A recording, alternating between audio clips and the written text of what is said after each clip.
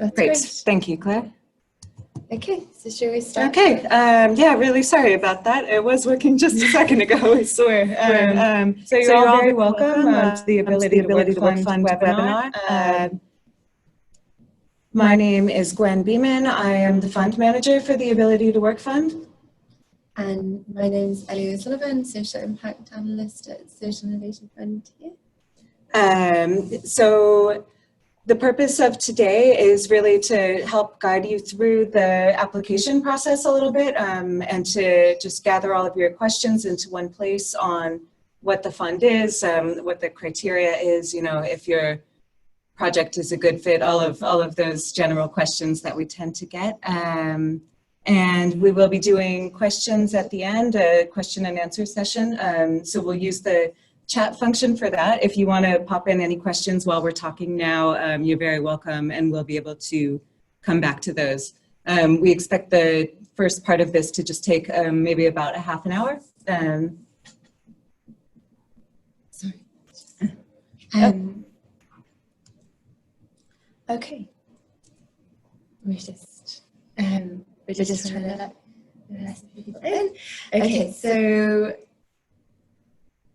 so as Gwen said. All right, so the content of the webinar, first we're just going to briefly go over Social Innovation Fund Ireland, who we are, what we do, and then just a little bit about State Street, the Ability to Work Fund, what it is, what the goals are, and then the application process, and as I was saying, finally, questions and answers. Great, so I'll say a little bit about the Social Innovation Fund. For those of you who wouldn't have come across this before, we are basically a match fund mechanism. So we aim to stimulate philanthropy by match funding any donations to us through the Dormant Accounts Fund, through the Department of Rural and Community Development. We aim to promote social innovations in Ireland and help them scale and grow to solve Ireland's critical social issues. So, as I mentioned, for this fund, we're delighted to be working with State Street. State Street donated half of the funding, which we then match funded through the Dormant Accounts Fund to create the Ability to Work Fund. State Street is the leading provider for financial services in one of the world-leading financial institutions, and they got on board with this fund as it really aligns with their strategy to contribute to health and well-being by promoting economic self-sufficiency amongst populations that are experiencing disadvantage. So the Ability to Work Fund, you probably already know this, but it's a 1.5 million euro fund that was created by Social Innovation Fund in partnership with State Street and the Department of Rural and Community Development. The fund will support nonprofit organizations to empower more people with disabilities to gain employment.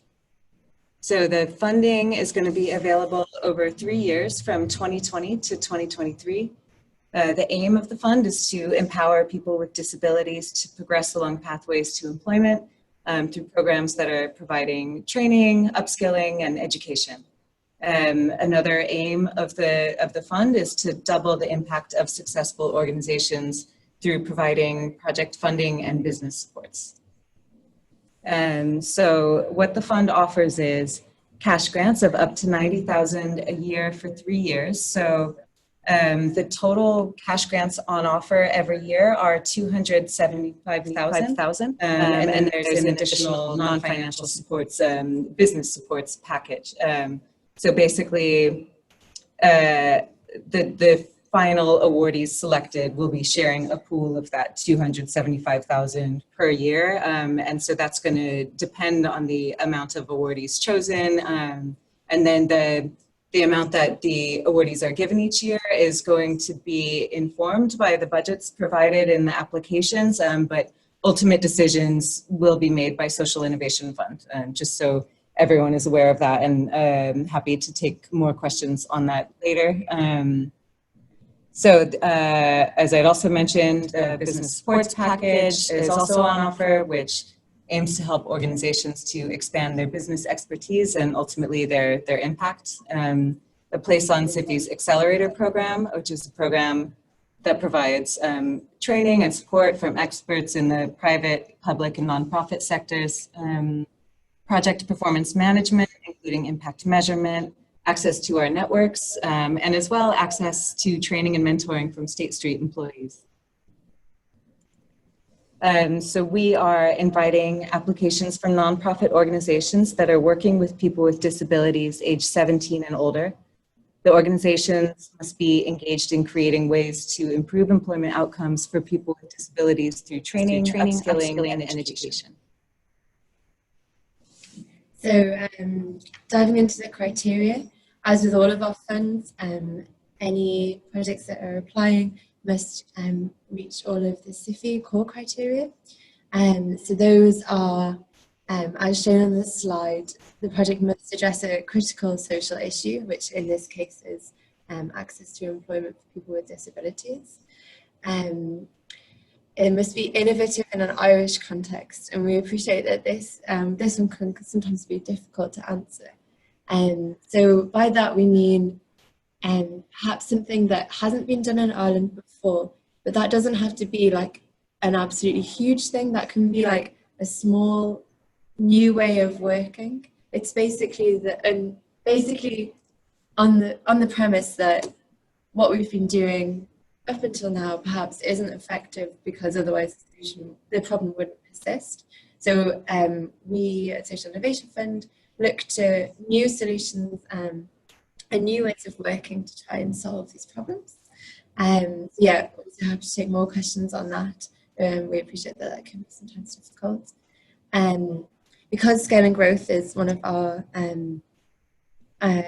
objectives, the project must be scalable, and that can either be through replication or through growth. So you can be reaching more people, or we also accept kind of scale can be in depth, so it can be a deeper intervention rather than just more people in. So yeah, that's one of the core criteria. There must be a proven track record that the project's already kind of been up and running or piloted in some way. And lastly, the last two are quite straightforward, that it must be based in Ireland and that we only fund non-profits. So that can be a charity, a trust, a company limited by guarantee, a social enterprise. It just cannot be a commercial company or a profit-making company. So the criteria for the Ability to Work Fund, the project has to be able to show that it helps people in at least two of the following outcome areas: enabling people with disabilities to progress into further education or training, increasing job placement or job retention, increasing access to programs with industry recognized qualifications, and also enabling people to attain those qualifications, building basic job readiness skills like teamwork and time management skills, increasing internship and work experience placements. And then as well, the project, it's kind of evident from the previous criteria, but it must relate to education, training, or preparation for the workforce. The project has to support people with disabilities age 17 and over to achieve better employment outcomes. The participants must be living with a disability. The project has to be able to measure outcomes for their participants and must consult participants about its design, delivery, and evaluation. And there's the advantageous criteria as well is that applications from projects which provide individual pathways for participants are more likely to be successful. So which projects cannot apply? I think we've kind of covered a few of these, but just to be really clear, we cannot fund only advocacy projects. We cannot fund capital items. So that includes things like buildings and vans, transportation. anything that like is physical. We can fund salaries and things, but we can't fund anything that's capital. It cannot just be a research project, and we cannot fund any projects that are aligned with a political party or that would admit participants based only on faith or religious denomination. And we cannot fund any projects based outside of Ireland or led by people under the age of 18. And I guess this is already, but we wouldn't fund anything that's an idea and hasn't started yet. And just to say that all of the criteria, as well as who cannot apply, is written in the web on our website under the Ability to Work Fund. If you need to double check, that's the place to look.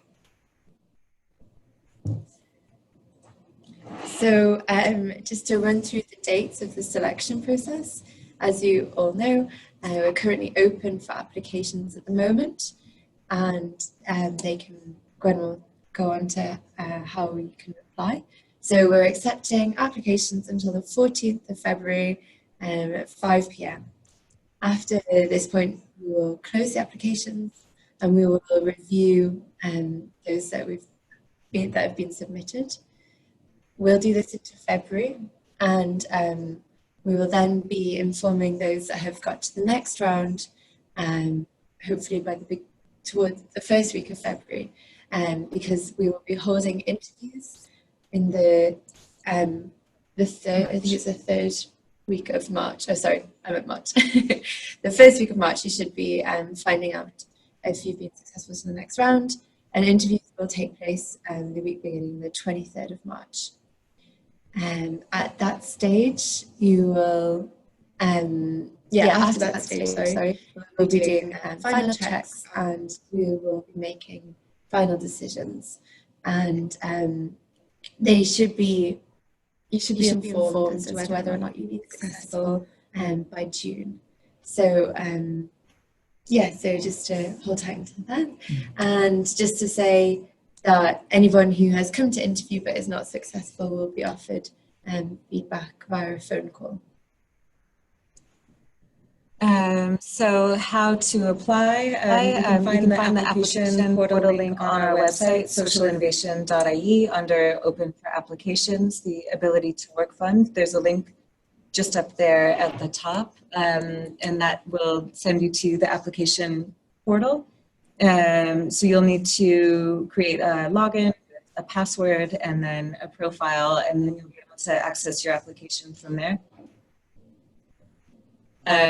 Alternatively, if for some reason you are unable to do the online application, you can download and fill out the form. There's a PDF of it available on the website, also on the Ability to Work Fund page.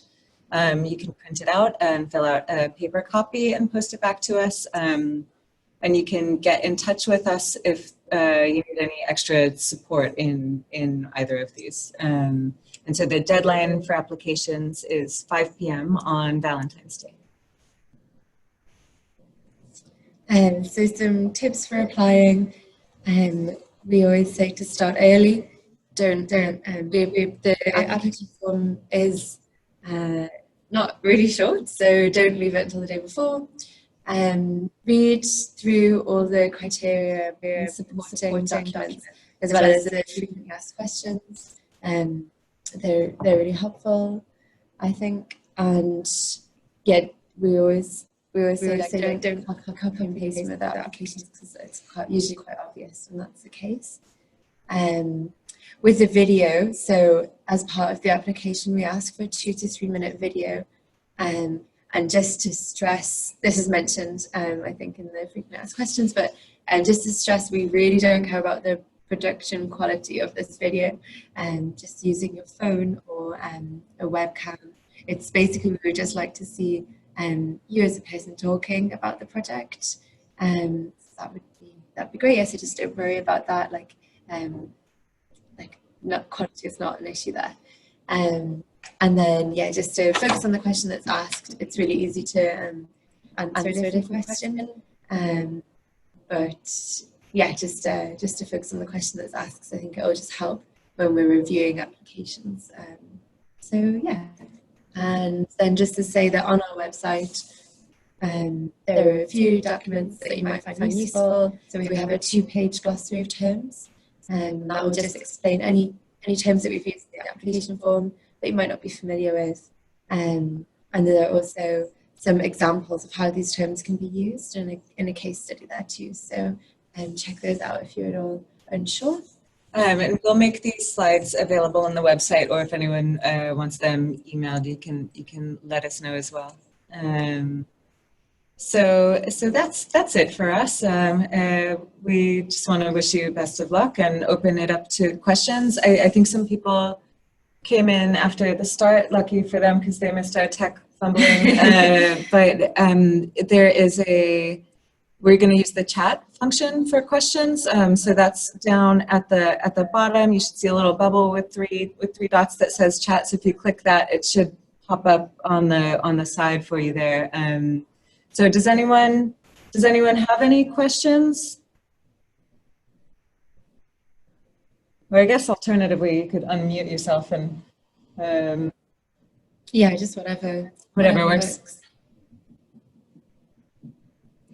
Can a podcast meet the criteria?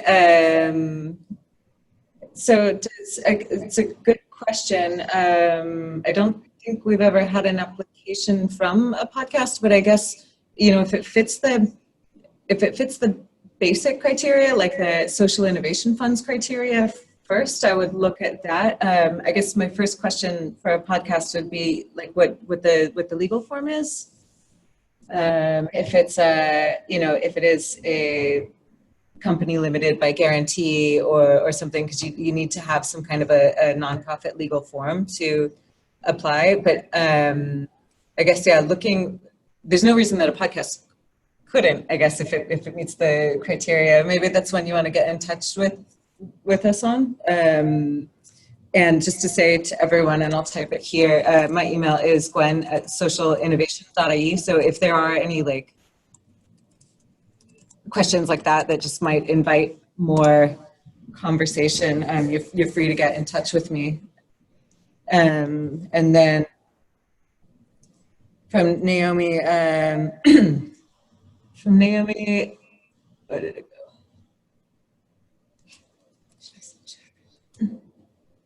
Yeah, maybe. From Naomi, does this funding clash with any other funding that a project might have? Does this funding clash with any other funding? What do you mean? If you clarify that question for us a little bit, Naomi, and you can speak if you want to unmute yourself. I think it's fine. That's easier. Hear me? Oh, I've got the sound off. Oh wait, we've got our sound off. Sorry. Okay, there we go. You have to turn your mic off. There we go. Sorry. Can you hear me? Yes. Sorry, we had to switch computers. Sorry, no, that's fine. So I'm just wondering if a project already has funding, say from the Irish government or European funding, can this funding also be given, or does that rule us out, say? Yeah, I mean, most of the projects that we would fund have multiple funders, and that's not a problem at all, and can work really synergistically. Like one of the reasons being, our grants can cover salaries, which I think is often not the case for other funding. So yeah, it's not a problem. Yeah, perfect. Okay, thank you. Okay. So Kian submitted a question. I have a question including comms support in the budget. I'd like to include it for gathering stories as part of the evidence and for reporting. Would that fall within your criteria? In terms of the business support package, I think that we as Social Innovation Fund we would offer impact measurement supports. So absolutely that would generally fall within our criteria. I guess the details on how that would come about would be agreed with Gwen as fund manager.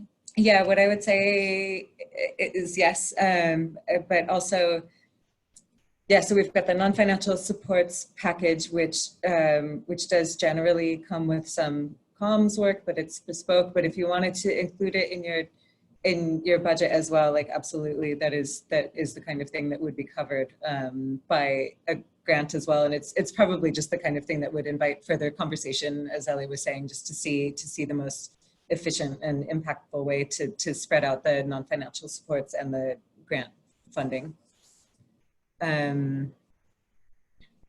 Copy of the slides, Kira. Yes, absolutely. And I have everyone's email address, so I guess I could send around the slides unless anybody has any objections, and you can just let me know that you don't want to be contacted. Can you guide us on who an acceptable referee would be? Oh, that's a good question.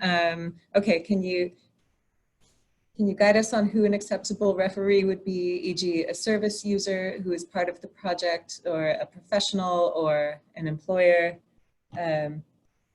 So it would generally be somebody who wasn't directly involved with the project, but who could vouch for it. So I guess I would look for somebody who works in the space and, in a professional capacity and could talk to the work that you do. Yeah. Is that what you would say? Yeah, definitely. Although, I mean, there is a space for 2 referees, and people generally don't put down a service user, but that's kind of a nice idea, and if it were at the stage, if you've advanced to the stage where we are gathering and contacting referees, I guess we always could ask for more as well. But I think the main mix-up that we see with referees is kind of, as Ellie was saying, people often put in someone that's working for the organization. So that's the main thing that we don't want.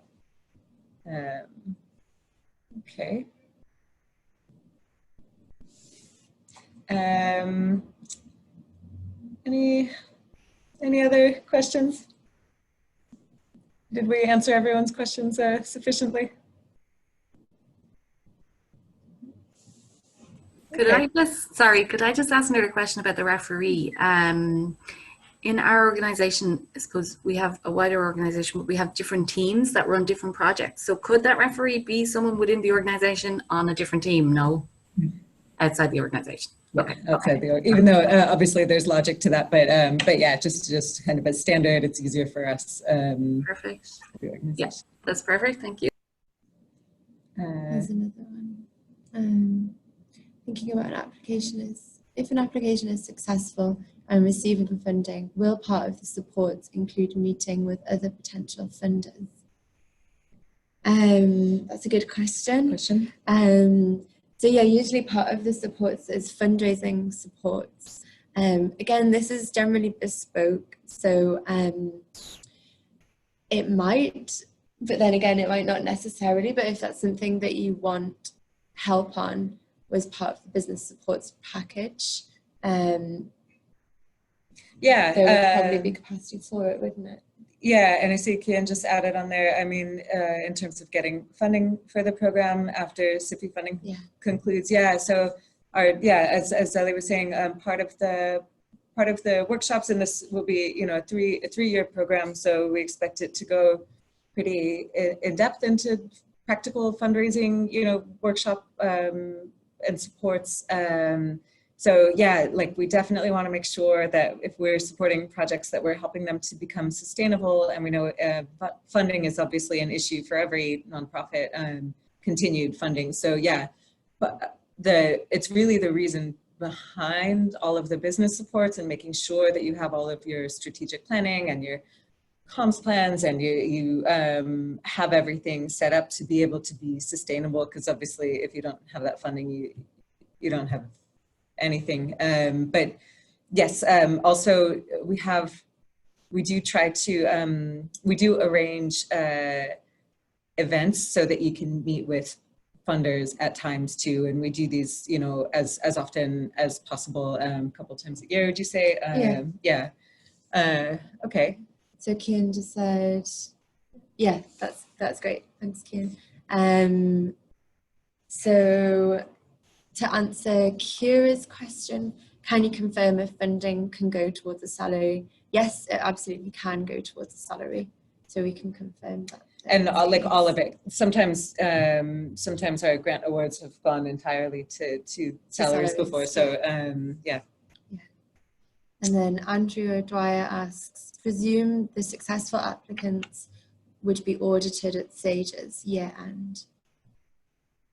So we would do due diligence. Is that what you mean in terms of audit? Yeah. Sorry.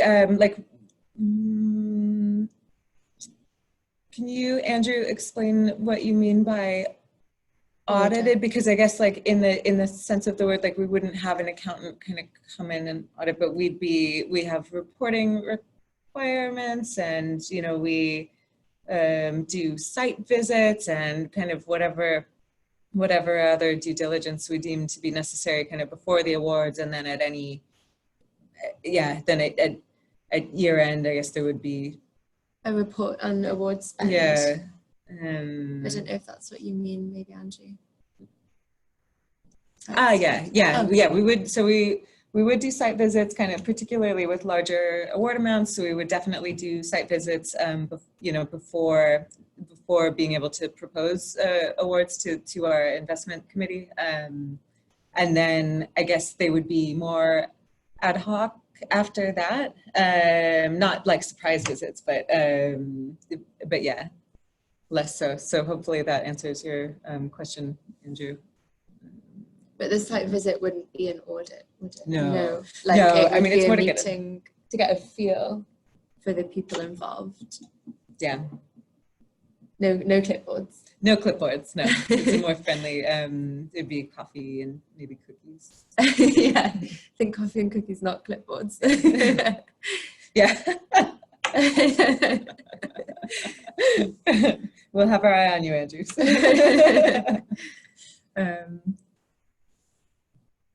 Okay. Yeah, would there be any other questions?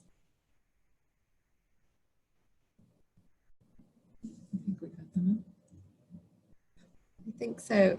Okay. Well, I can't see if anyone's typing, unfortunately, but I will send around the slides to everyone. And again, I'll send that from my email address, so you'll have that. So if you have any more questions, I know the application is really big. It takes a lot of time, so obviously you want to make sure that you're only doing it if you kind of feel like your project is going to be a good fit. So I know there can be a lot of questions around that, or around kind of what we're looking for. So definitely, happy to be contacted. And yeah, just reach out if you have any more questions. Okay. Yeah. All right. Well, thanks so much, everyone. Short and sweet. And sorry for the technical difficulties. So have a good weekend. Happy Friday. Thank you. Bye.